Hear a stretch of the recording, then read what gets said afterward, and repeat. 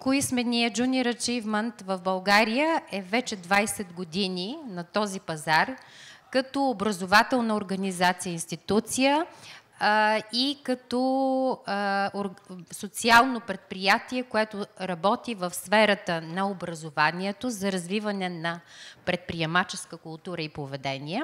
И за това да подкрепим компании като Checkpoint, която ми идва да продължа Checkpoint Charlie, защото има нещо близо. Checkpoint да се развиват и да намират своето място на този пазар.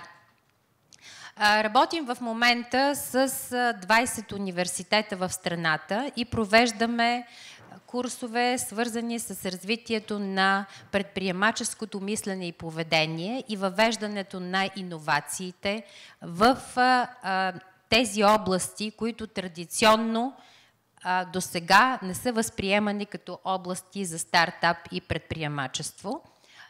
Това включва биотехнологии, физика, включва дори медицински университети, институти по ветеринарна медицина и така нататък. Докато в биотехнологиите и в медицината едни от по-големите ограничения, които се създават, съществуват на пазара, са поради факта, че това е доста силно регулирана област и с доста дълъг период на тестване, на експериментиране, както и с много други изисквания и един вид бариери, които я правят място, с което ние искаме или по принцип хората се захващат да стартират и да експериментират.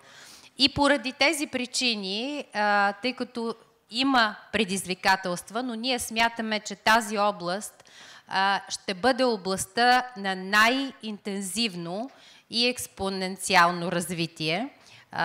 Не случайно участваме заедно с нашите партньори и в този форум. Затова решихме да видим какви са причините за тези предизвикателства и за тези големи разлики. Погледнахме каква е основата за такава една екосистема, ползвайки модела на Babson College. Това е един от университетите с най-добрата практика в изследването на предприемачеството и предприемаческата култура. И както виждате, за това основно значение имат общо взето 6 фактора: пазара, различните механизми за подкрепа, културата, финансирането и политиките. И поради тази причина, тъй като и културата, и политиките, и като цяло подкрепата са свързани с развитието на образованието и на подготовката, с развитието на нов предприемчив подход и мислене и поведение. Затова ние избрахме наистина да насочим усилия в тази посока. Последните 2 години в стартиране с нашето партньорство с Novartis, както и с някои други компании, успяхме да позиционираме тази тема и в момента имаме няколко университета, в които ще има съвместни екипи на студенти от различни специалности, които работят по темата за иновации и на създаване на свои компании в тази област. Нашият подход е чрез нов начин, ново мислене, нова форма на работа.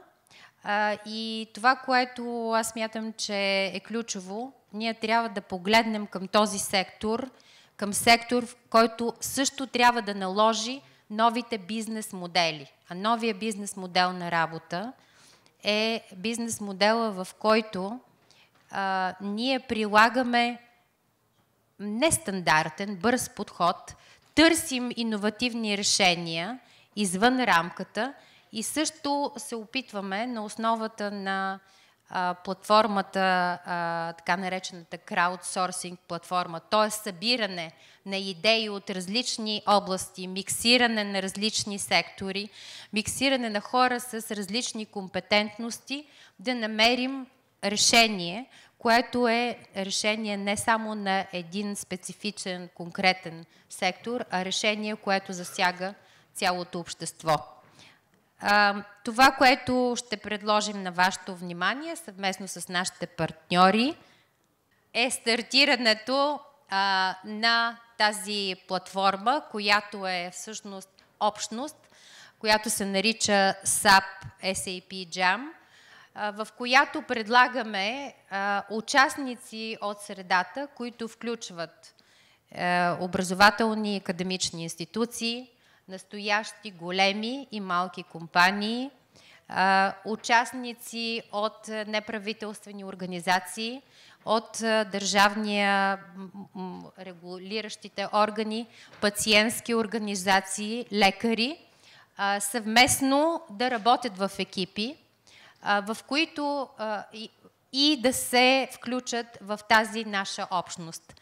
Ние поемаме ангажимент да засилим възможностите за допълнителна квалификация при по-добри условия на всички участници, да спомогнем за по-добрия нетворкинг между тях, да спомогнем за това да бъде осигурено финансиране на онези проекти, които покажат при първо тестване добра устойчивост и добър прототип и продукт, познавайки особеностите на тази област, и се надяваме, че следващата година в резултат на това сътрудничество ще имаме готовност да покажем една от следващите Checkpoint или Squareline компании.